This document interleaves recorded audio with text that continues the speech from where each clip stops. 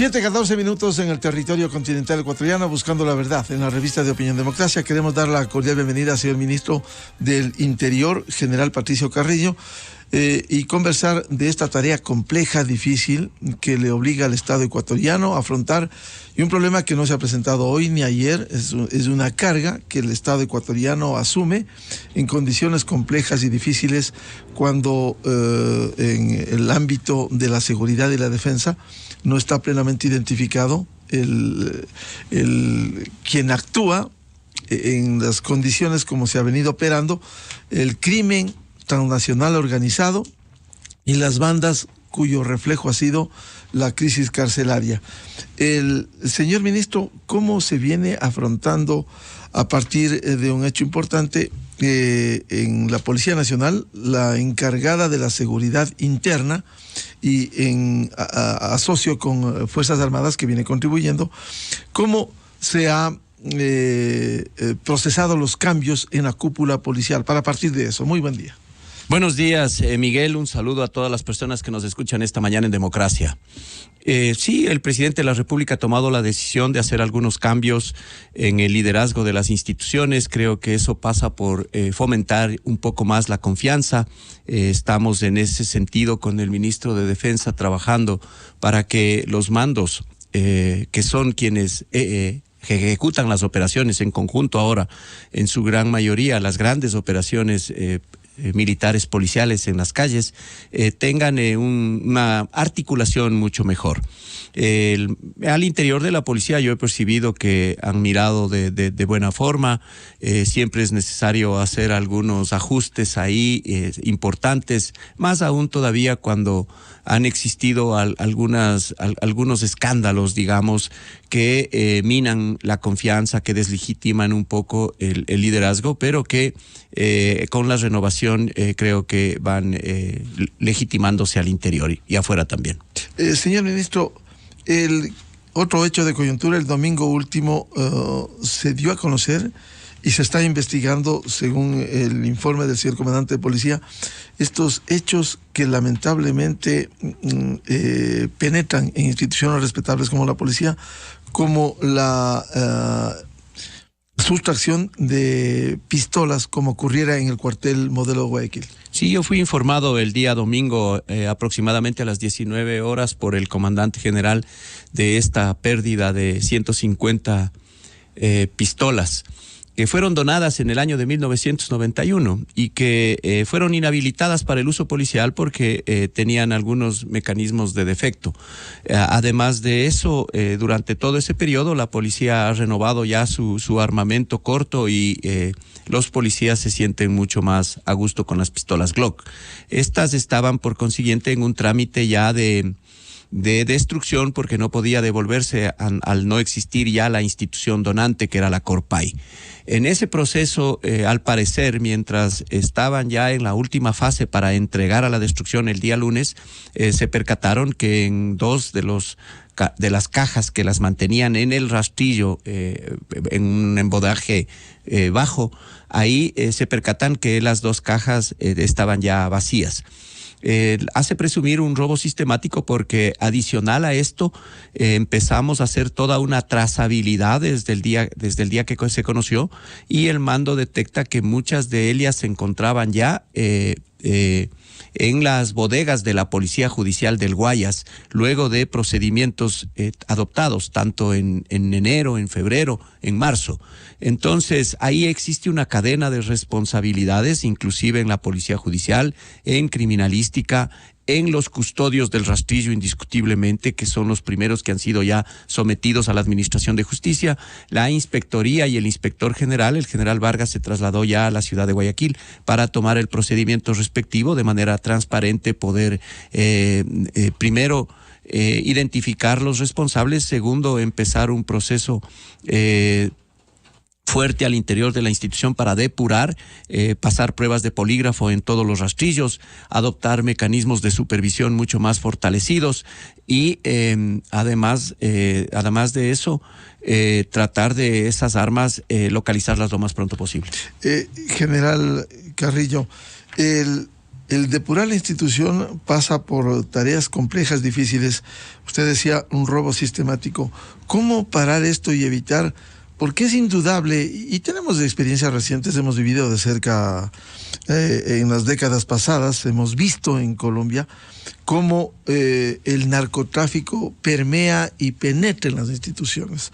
¿Cómo lograr solidez en los miembros de una institución, insisto, respetable de la policía, como para enfrentar estas amenazas que están en el Ecuador? Sí, efectivamente, Miguel, yo creo que uno de los primeros temas es revisar la normativa disciplinaria que tiene la Policía Nacional, que fue debilitada a inicios de los años 2010, luego del 30S, que fue un sesgo enorme para la Policía Nacional y que crearon alguna normatividad en el COESCOP en temas disciplinarios, pero que le volvieron demasiado laxo, le volvieron una norma disciplinaria para funcionarios, para servidores públicos comunes, sin considerar que el crimen organizado tenía la capacidad de tentar, de cooptar, de intimidar inclusive a los uniformados.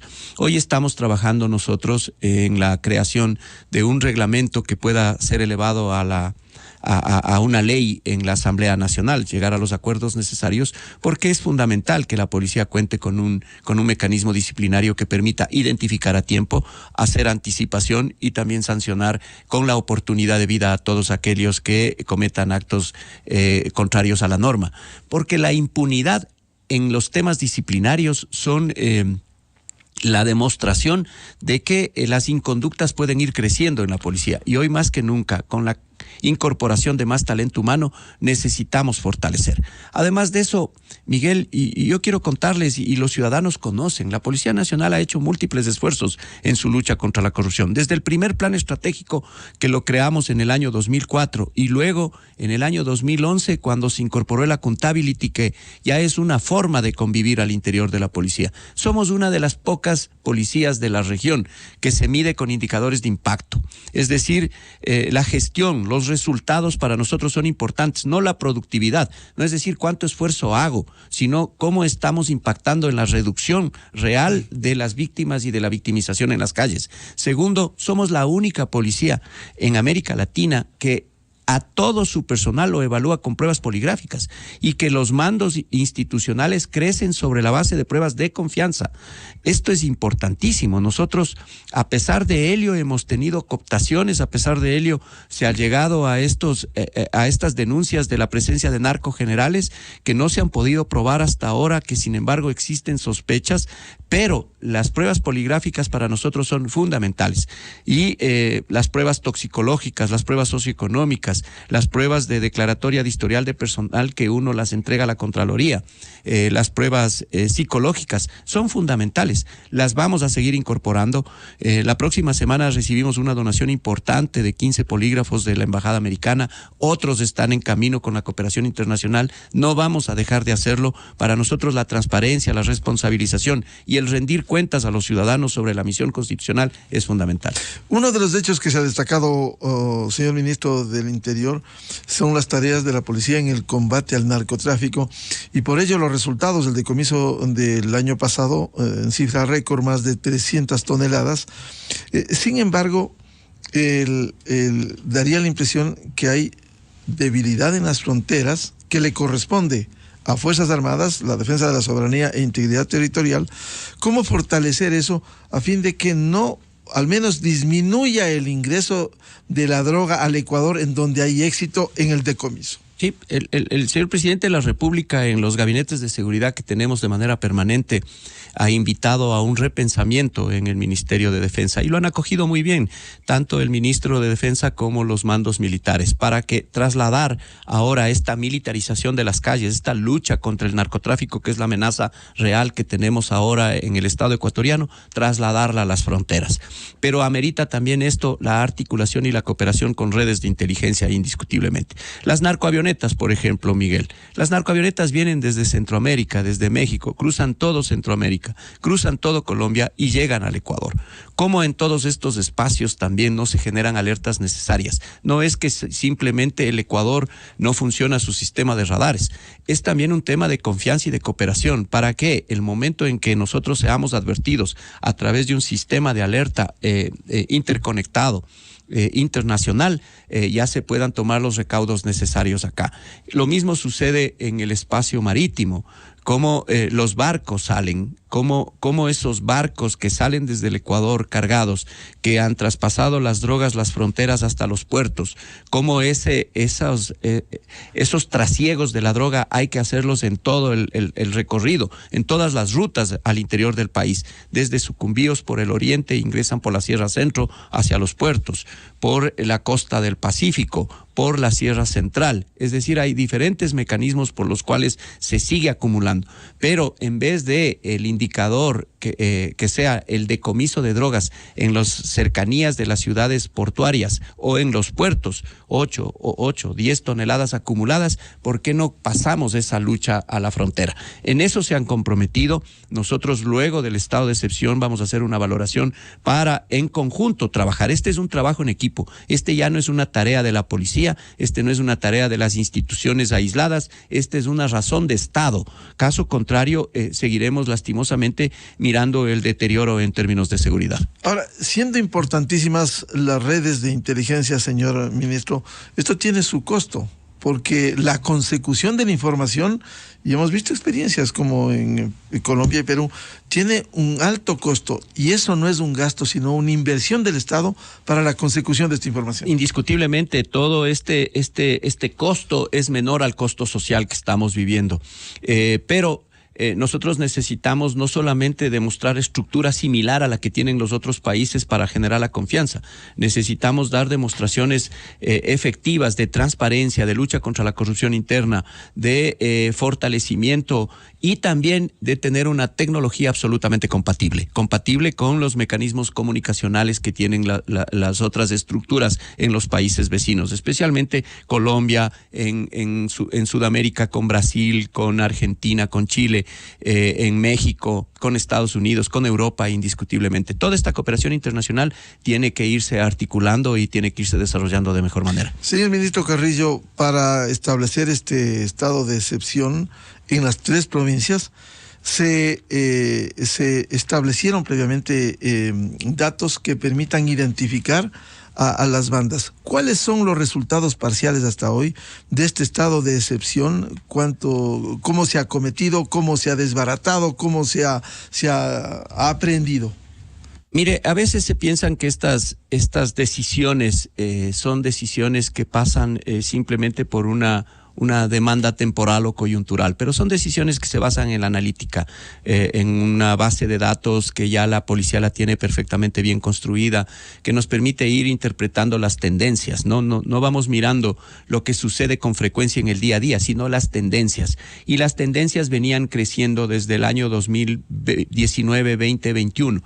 En el año 2019 todavía nos manteníamos con un dígito en tasa de homicidios de 6.9.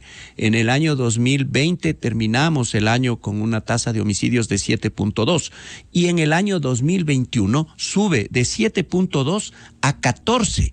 Entonces, ese crecimiento, que es básicamente el doble en tasa, representa aproximadamente 1.500 homicidios más. Y cuando miramos ese crecimiento por cuatrimestres, vamos mirando que hay un crecimiento de aproximadamente 300 homicidios por cuatrimestre. Ahora, en este año, al primer trimestre del año, se mantenía esta tendencia.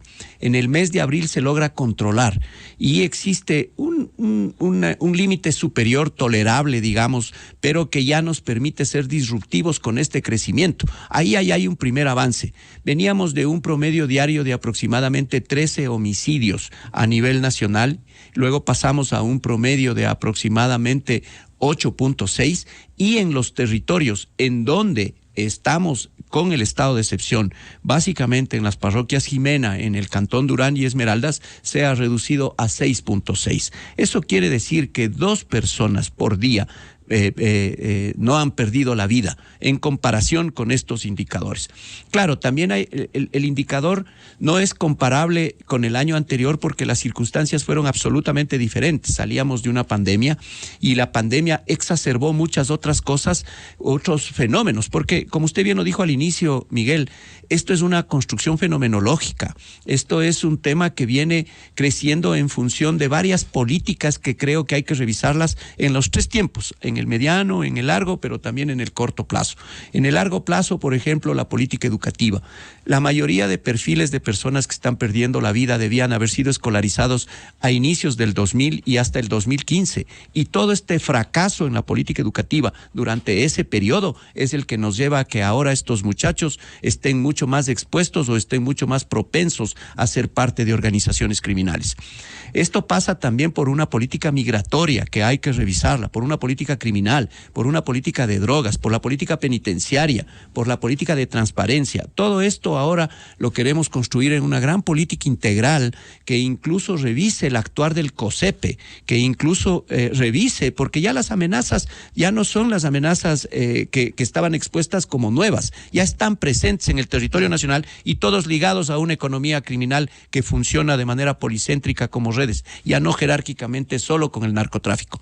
Mire, el impacto de la minería ilegal en el narcotráfico y el narcotráfico ligado con la minería ilegal es enorme y esos temas pasan también por lavado, por testaferrismo, por muchos otros aspectos, por lo cual es fundamental fortalecer el sistema de inteligencia en el Estado ecuatoriano. A propósito del COSEP, el Consejo de Seguridad Pública y del Estado, ¿usted sería partidario de que se cree una secretaría? Recuerdo, en el anterior esquema, antes de que llegue el nefasto correísmo, funcionaba el COSENA, el Consejo de Seguridad Nacional, hoy el COSEPE, en donde había una secretaría general que articule. Porque una cosa, lo que usted nos citaba, señor ministro, es el gabinete de seguridad, que es muy importante, pero otra en donde se involucra a otros actores, a la justicia, a la legislatura, que estén articuladas de manera mucho más integral el COSEPE. Sí, indiscutiblemente el COSEPE se ha basado en un triángulo, en donde la política de defensa con Fuerzas Armadas, la política de seguridad interna con policía y la de gestión de riesgos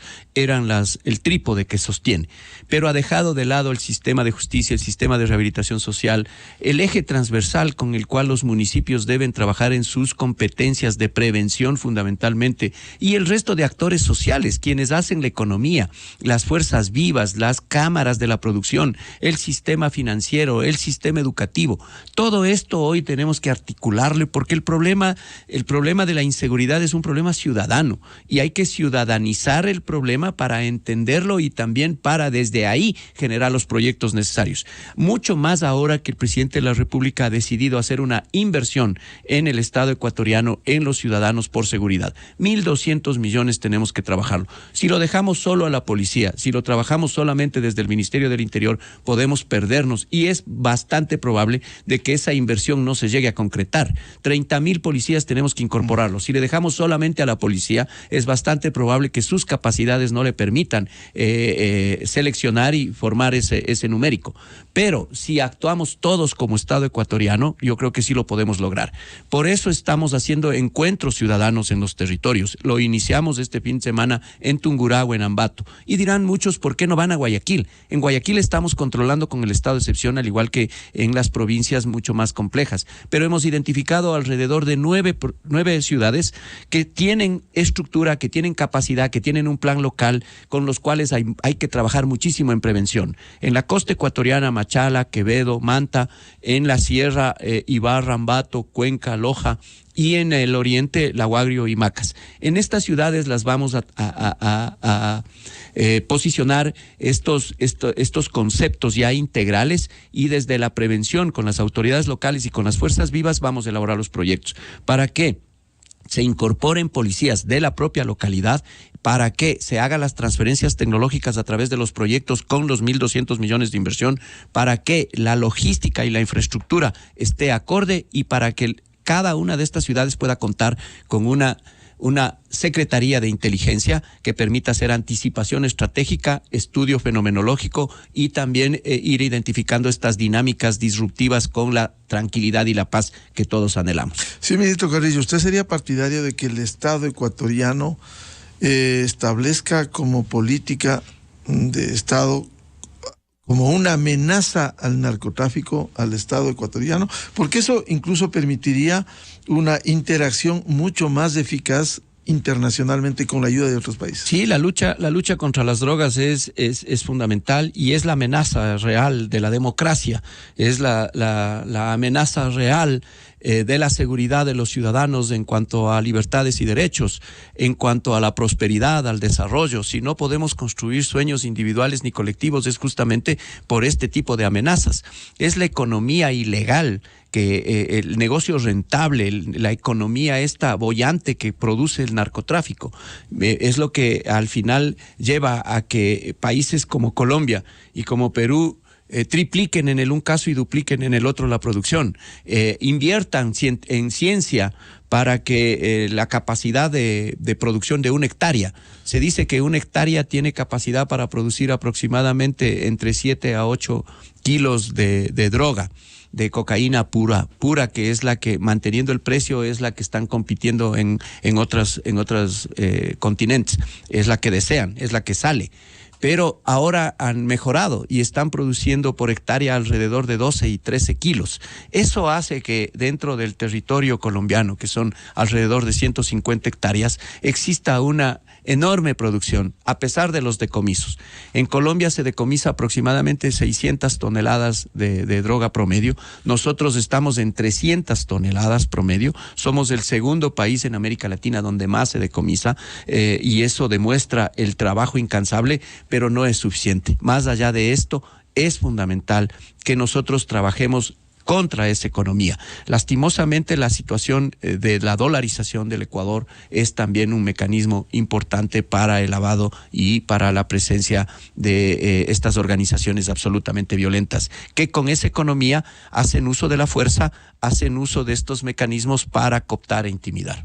Ministro Carrillo, siendo esto una tarea del Estado, una tarea en conjunto de las diversas instituciones, incluso con la participación ciudadana, ¿cómo lograr que también acompañe la justicia, que ha tenido algunas acciones concretas que han echado abajo el trabajo que se enfrenta al crimen organizado? Sí, ese es un tema sensible. El presidente de la República ha dado demostraciones no solo en el discurso de ser un demócrata, en los hechos lo ha demostrado, básicamente en la libertad, en la independencia de los poderes, en la independencia de la justicia. Pero yo creo que al interior del mismo sistema deberían hacer las reflexiones, porque sí hay unos fallos, sí hay unos sesgos enormes, sí hay unos exabruptos que demostrarían o que harían pensar al menos que deberíamos no poner límites a mantener la independencia judicial, pero indiscutiblemente revisarlos. ¿Por qué ante un mismo delito? ¿Por qué ante una misma condición jurídica en unos casos hay unas sentencias sumamente fuertes y excesivas y en otros, en cambio, existe una absoluta laxitud? ¿Por qué este mecanismo del habeas corpus? ¿Cómo se fue construyendo también? Porque esto es parte de esta construcción fenomenológica de la violencia y de la inseguridad en el país. Y ahora, ¿por qué es tan complejo inclusive llegar a acuerdos? Llegar a acuerdos para que vayamos corrigiendo algunos vacíos y vayamos cerrando esas brechas, especialmente en cuanto a la administración de justicia. ¿Cómo controlar el sistema carcelario, que ha sido muy complejo? Ha habido acciones esporádicas de la policía, de Fuerzas Armadas. Sin embargo, resulta muy recurrente encontrar armas de diferente calibre al interior, los propios uso de teléfonos que está prohibido. ¿Cómo controlar eso? El sistema penitenciario tiene algunos problemas estructurales que no será en el corto plazo solucionables. Sin embargo, se están tomando algunas medidas. Muchas veces yo creo que no se comunican adecuadamente, pero se han tomado varias acciones que vienen corrigiendo algunos problemas. Entre esos, la inexistencia de un servicio de rehabilitación social, la inexistencia de una política de rehabilitación social. Lo que se construyeron fueron megacárceles, muchas veces con el sentido económico para producir y a través de básicamente convertido en una empresa de provisión de alimentos, mantener ahí un hacinamiento enorme de presos. Nunca hubo una política de rehabilitación, lo que hubo es una política de aislamiento a las personas.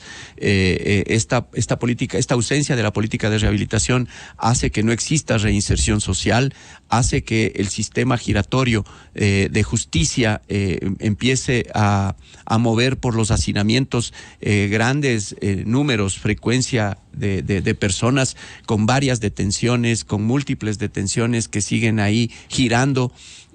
Los procedimientos al interior para las progresiones y las regresiones de los PPLs también ha sido otro mecanismo muy manipulado, con espacios de corrupción profundos.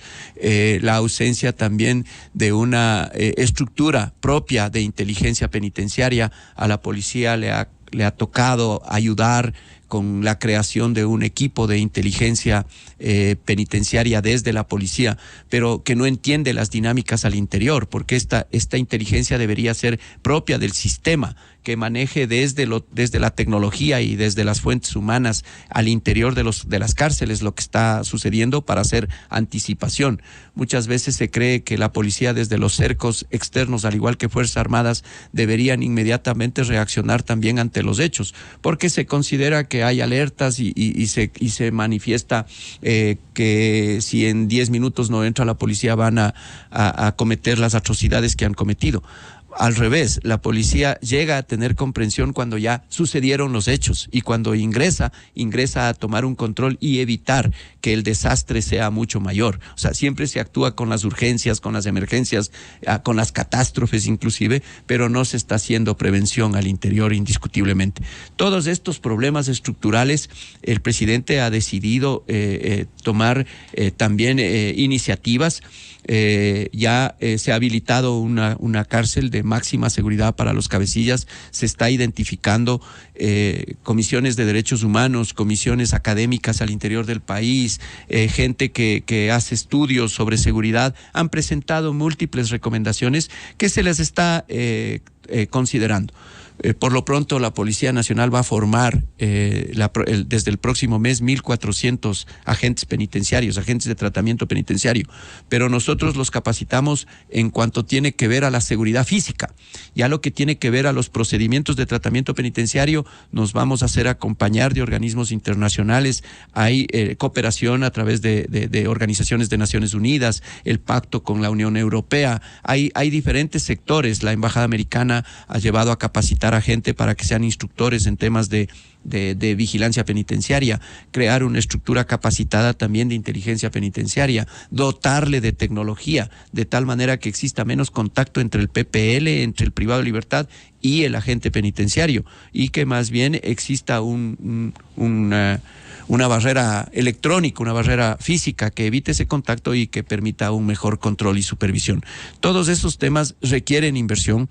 El gobierno nacional este primer año ha estabilizado la economía, y una vez que ha logrado desde esta premisa de estabilidad económica, pues ya se están poniendo a disposición los 1.200 millones que también serán invertidos indiscutiblemente en las cárceles y penitenciarías. Porque claro, señor ministro, uno de los problemas desde la ciudadanía dice, ¿cuándo hay un control a fin de que no haya estos hechos recurrentes, periódicos, la cárcel del Turi, hace poco en Santo Domingo de los Áchiles? Es decir, que ya el Estado demuestre que hay un control en el sistema carcelario. Sí, yo quiero iniciar en esta parte manifestando que para mí es de mucho agrado ver que algunos alcaldes no es que se oponen a que les lleven privados de libertad, sino que han tomado iniciativas para pedir las competencias. Y eso me parece bueno. El alcalde de Cuenca, yo he hablado personalmente con el alcalde de Cuenca respecto de esto, y estamos en este proceso para trasladar las competencias a los municipios, porque en términos generales me parece que eso es lo lógico, construir un modelo penitenciario en donde las ciudades se hagan cargo de sus propios contraventores y delincuentes menores, ¿no? Personas que muchas veces podemos equivocarnos, un accidente de tránsito nos puede privar de libertad, una acción por accidental o por equivocación situación nos puede trasladar en esas condiciones. No por decisión, que es el caso de las organizaciones criminales. Ellos están ahí por decisión propia, por acumulación ya de inconductas, y para ellos el gobierno nacional debería tener un sistema penitenciario de mediana, de máxima y mínima, pero para ya delincuentes que han cometido delitos graves, que han afectado a la fe pública inclusive, pero que han afectado fundamentalmente a la vida de las personas y han generado lesiones. Pero en el otro caso, las ciudades sí podrían manejar dentro de sus competencias. Ese traslado de competencias implica también el traslado de los recursos, indiscutible, pero sería un mecanismo que evite que muchas de las personas en las ciudades que no participan del crimen organizado, luego en los grandes centros penitenciarios, en estas mega cárceles que construyeron, por sobrevivencia, tengan que verse involucrados en las organizaciones. Ahora, quizás este ha sido un hecho aislado todavía, el de Cuenca. Uno pudiera preguntarse por qué no en Esmeraldas, por qué no en Manabí, por qué no en Guayaquil. En estos encuentros que estamos haciendo territoriales, Miguel, les estamos planteando eso. Y justamente ese es el debate que hay que hacerlo socialmente también, porque muchos de los ciudadanos creen que ese es un mal vecino, que esa es una mala decisión, que esa no es una buena política, no es rentable electoralmente, digamos, y mucho más en un periodo que vamos a entrar para elecciones seccionales. Entonces, todos estos mecanismos también juegan. Sin embargo, Cuenca lo ha hecho, Santo Domingo sé que también está reclamando competencias en ese sentido, y nosotros seguiremos trabajando con los diferentes alcaldes, inclusive con los candidatos, porque a mí me parece una propuesta absolutamente válida para crear un modelo que sea mucho más eficiente en el Estado ecuatoriano. Hoy precisamente que estamos en vísperas de elecciones. Indiscutible. Hoy que es un tema electoral, muchos pueden hacer una propuesta en ese sentido. Ministro, ¿y cómo articular una política con la participación de todos los sectores a fin de que unidos, como fue el éxito de la vacunación, unidos en el tema de seguridad, se pudiera neutralizar estas acciones de violencia en el Ecuador? Y el trabajo en equipo es aquí en realidad no se necesita bandera política. El tema de la seguridad nos debe unir a todos. Nosotros no estamos haciendo lo político, tenemos que hacer la política de seguridad, pero los hechos políticos que queden a un lado. Aquí es una invitación a todos los actores sociales. Necesitamos trabajar para fortalecer nuestras capacidades que existen, unificar las capacidades del Estado, de los gobiernos, del gobierno nacional con los gobiernos locales, trabajar luego en la gestión, de tal manera que esta gestión nos ubique indicadores comunes, porque el objetivo es a todos, es responsabilidad de todos, pero el objetivo también es de todos. Y finalmente, verificar la normativa. Creo que las dinámicas actuales y post-COVID y la economía también, post la guerra a Ucrania, que tiene un impacto, estos temas también geopolíticos como la captura del Chapo Guzmán, el proceso de pacificación en Colombia, las elecciones en Colombia, también son mecanismos que hay que ver. Ese es un tema de estudio. Vea lo que pasó en Colombia con la extradición del líder de la Organización del Golfo en Colombia, Otoniel. Paralizó dos departamentos de Colombia importantes, el departamento de Sucre y Bolívar, con unos actos de enorme irracionalidad, secuestros, quemas, asesinatos, toda esta violencia expresada por la extradición de un sujeto. Nosotros aquí también tenemos algunos mecanismos que podrían entrar a consulta popular y que serían estos temas que los ciudadanos deberíamos debatir para fortalecer los temas de seguridad, pero teniendo presente que es fundamental que vayamos fortaleciendo las capacidades y reaccionar de mejor manera cuando estos enfrentamientos al Estado existen. Entrar? Temas de seguridad, indiscutiblemente, temas de justicia. Yo creo que esos son las dos demandas principales junto con la economía y el empleo. ¿Qué, finalmente, señor ministro, qué debiera esperar el país de este estado de excepción de resultados que permitan visualizar que funcionó en estas tres provincias? Mire, yo creo que lo primero que estamos visibilizando es un trabajo en equipo mucho mejor coordinado y articulado entre las instituciones que tienen mayor fortaleza en el Estado ecuatoriano, Fuerzas Armadas y Policía Nacional. Fortalecernos también con el trabajo de inteligencia, esto es fundamental, y para eso la secretaría que usted hablaba dentro del COSEP es fundamental. Ahí están los mecanismos sobre los cuales se aporta con información previa para poder operar. Y luego de esto, indiscutiblemente la articulación con los territorios, la articulación con las autoridades de justicia para que pongamos algunos candados. No estamos pidiendo que las resoluciones sean revisadas, pero que sí se revise mucha información cuando se trata de habeas corpus a líderes de organizaciones, a personas que ya están recurrentemente pidiendo. Estos temas... Que se apliquen bien en los recursos constitucionales. Así es, que exista mejor comunicación inclusive para entender de qué persona se trata, porque muchas veces el pedido les llega a la autoridad y simplemente ellos lo que hacen es revisar la parte jurídica, pero no hacen un pedido de inteligencia para saber de quién se trata y cuáles son los antecedentes de esos sujetos que están recibiendo los beneficios penitenciarios. Un ejemplo del holandés que reclamaba el Interpol y que ya no asoma. Indiscutible, el ejemplo es ese. Con habeas corpus. El ejemplo es de alias Anchundia, el ejemplo es de alias Junior, el ejemplo es de varias de las personas que son líderes de organizaciones y que son los responsables de todos estos últimos incidentes de masacre en las cárceles. ¿Se tiene controlado a las bandas que muchas operan desde las cárceles? Mire, se tiene algunos controles, pero el Estado ecuatoriano sí se encuentra en una situación de debilidad. Las organizaciones han crecido muchísimo. Estamos hablando de organizaciones que sobrepasan los 20,000 efectivos. Son casi unos ejércitos que están ahí dentro y fuera de las cárceles. Sí, estamos hablando como en ya Colombia, ya no estamos hablando de pandillas juveniles, ya no estamos hablando de banditas, estamos hablando de organizaciones similares a un cartel. Bien, al señor ministro del Interior, general Patricio Carrillo, muchas gracias la presencia aquí en la revista de Opinión Democracia, y esta lucha sin cuartel tiene que seguir adelante por el bien de la tranquilidad y la paz del Ecuador. Muchas gracias. Gracias, Miguel. Un saludo a todas las personas que nos han escuchado esta mañana. Muchas gracias. Miguel Rivadeneira en la revista de Opinión Democracia. Inicio de espacio promocional y publicitario. Francisco el Toro Acevedo, Miguel el Kaiser González y Daniela la Cabra Torres no son apodos de futbolistas, sino de grandes emprendedores de nuestro país que se han ganado sus nombres a punta de esfuerzo y trabajo duro. Todos ellos eligieron la nueva Rich TX Trabajo Extremo de Dongfeng, una nave con un potente motor de 2.4 litros, 137 caballos de pura fuerza y calidad comprobada.